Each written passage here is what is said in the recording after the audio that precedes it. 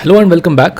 So now let us start developing a 1D mesh in Gmsh software, which is a free software and very good for handling finite element meshes, right? So before we do that, let us do a very quick recap of the basis functions, the Lagrange basis functions which we are going to use. So let us quickly just show how we are going to derive them. So you have this so let us say we have this element, our master element, running from 0 to 1,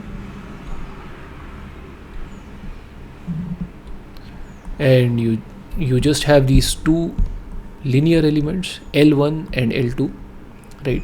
And they satisfy the partition of unity property, right? And by definition they also satisfy the Kronecker delta, so which means they are exactly 1 at one of the nodes and they are 0 at all of the other nodes. Okay, so for a linear case this is pretty simple. So you can just consider L1 as some linear function and L2 as another linear function, and simply we solve for these two equations, right? These two equations. Once we solve for both of them, we will just I mean, it's pretty easy to see that we'll get 1 minus x, and in this case we'll just get x, right?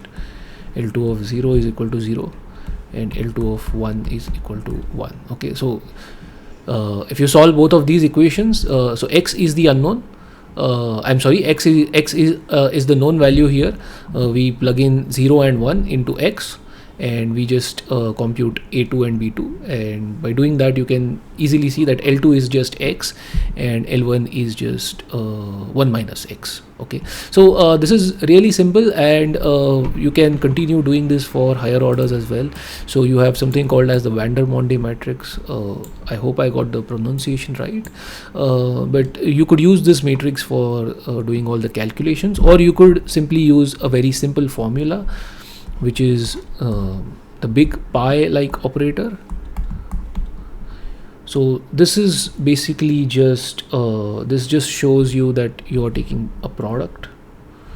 So let's just, so the only constraint is that j is not equal to I. So let me write down this.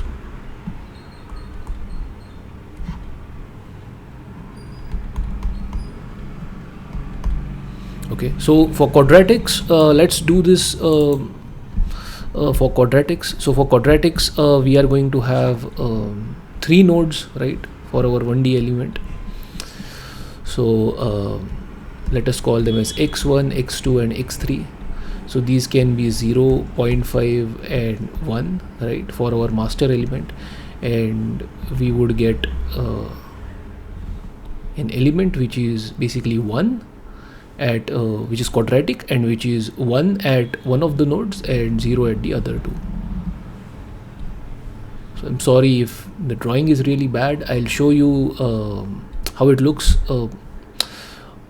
actually on the slide as well, but these are exactly 1 at one of the nodes and 0 at the other two.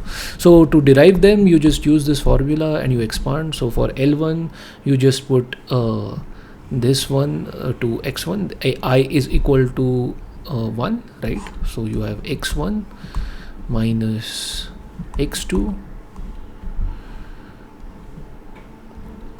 x, which is your unknown, minus x2 into x minus x3. So you keep taking the product, x1 minus x3. Okay, so for cubics you will just have another product here, and so this is your first shape function, which is L1.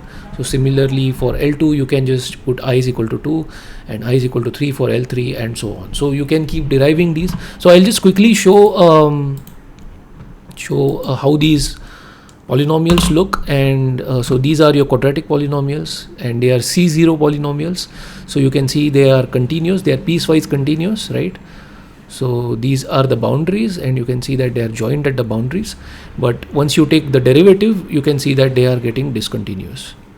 And if you try to take a second order derivative at these discontinuities, you will just get blow-ups, okay, because the second order derivative will go to infinity. So and this also holds no matter you go for cubics or quartics or so on. This is a family of C0 polynomials. So you can see that these polynomials are also oscillating and they are bending more and more. So for smooth solutions, higher and higher orders are good, right? But if you have discontinuous solutions or sudden changes, so these kind of polynomials will really oscillate. So for the cubic, you can see that it is overshooting 1.